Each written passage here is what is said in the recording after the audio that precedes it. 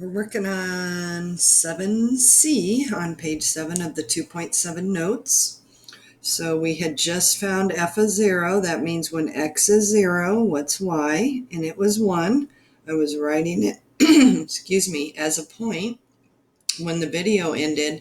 And so to check it, we just look and see, is the point 0, 1 on the graph? Yes, it is. So we're good to go. So this one says when x is 1, what's y? Well, there's already a point there. When x is 1, y is 0. So that means the point 1, 0 should be on the graph, and it is. Okay, remember how when we were doing 2.6, I said domain and range are two of the hardest things for students? And I also said that we would address it again in the section. Well, we have 4 questions about it.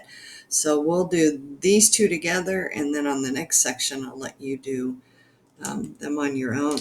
So domain, remember, are the x's. And when we do domain, we do left to right.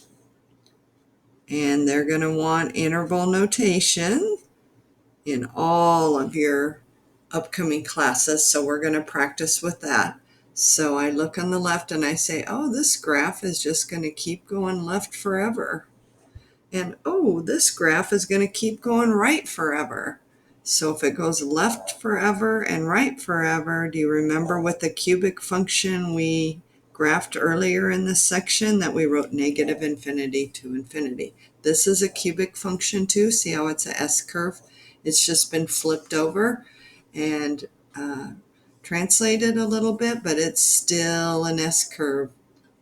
So left forever, right forever, that means negative infinity to positive infinity. This order could never be switched. The smallest value has to be listed first, the largest second. That's why I say look on the left.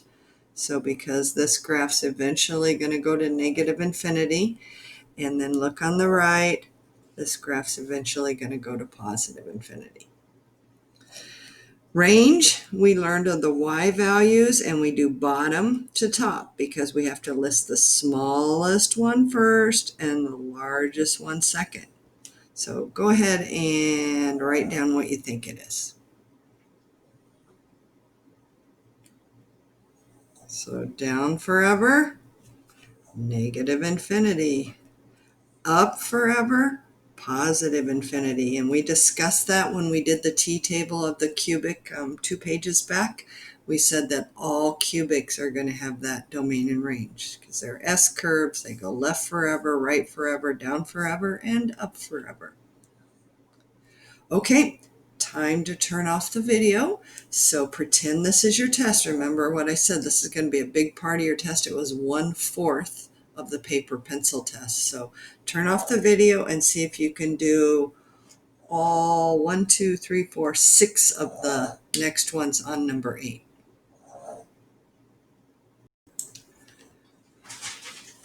Okay, for number 8, our last one on 2.7, I believe, aren't we on? Yep, we're on 3.2 next.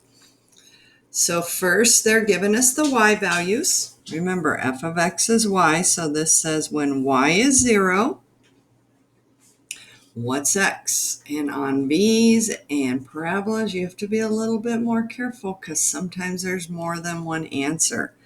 So y equals 0 would be this horizontal line right here. Because that means it goes through the y-axis at 0. And I see, as I draw that horizontal line, that I cross the x-axis in 2 different spots. So that means it says find the real values of x. You should have had 2 answers for x. X is -5 and x is 1. And if you don't write all the x values, you will get it wrong. If you just write 1 when there's 2, you may get half credit. You may not get any credit at all, depending how Alex is grading. So you want to make sure when you see it's a V or a U, you might want to do that. So this is y equals -3. So same thing, I would maybe do a y equals -3 would be the horizontal line through the y-axis at -3, but you can see on that one, that only intersects the graph once. Okay, so before we move on to B, let's go ahead and check our ordered pairs for part A. So this says the point -5, 0 should be on the graph. Remember, this isn't the answer, this is just how we check it. And the point 1, 0 should be on the graph. So let's verify, is -5, 0 on the graph? Yes. Is 1, 0 on the graph? Yes, because this is our x, that's our y. This is our x, that's our y. So in this next one, y equals -3, the only place it intersects the graph is here. So we look up and say, what is the x that goes with that y value? And that would be x equals -2. So to check it, we turn it into a point, -2, -3, and verify that that point is on the graph. So is the point -2, -3 on the graph? Yes, it is. Yay! So I'm always surprised about how many people miss these, and I think all they would have had to do was turn it into a point and verify that they got it correct. Because lots of times students will say when x is 0 or when x is -3, and then they'll come up with a y value and they'll see that point isn't even on the graph. Now this one is giving me x, because see how it's in parentheses? That's how I can tell the difference. When the number's in parentheses, that's the x. So this is saying when x is 0, what's y? X is 0's here. What's y? -1. And so that means the point 0, -1 should be on the graph. Is the point 0, -1 on the graph? Yes, it is.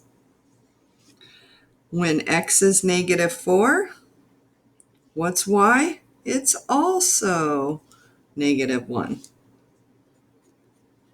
So that means the point -4, -1 should be on the graph. Is it? -4, -1? Yes, it is. So easy to check. This is your x, this is your y. Write it as a point and verify that point's on the graph. Okay, so domain, remember left to right. So look at the arrows. What's happening here? Left forever. Right forever. So did everybody get negative infinity to positive infinity on that one? I hope so. And range, we do bottom to top. Let me go ahead and write that bottom to top. So as we're rolling the pin, what's the lowest y? So we're only looking at the y-axis. What's the lowest y? -3. And it's an actual point. So remember how we learned with inequalities, when it's an actual point, it gets a bracket. And what's the highest y value? Keep rolling your pencil up forever. And that's why I say put those arrows on the graph, and then you'll know that. So -3 to infinity. So I hope you did well on that. I know for a fact you will have one just like that on the test. And I put some to practice on the practice test too, so you can practice further with that, and of course on Alex. Okay, that ends this lesson. See you later.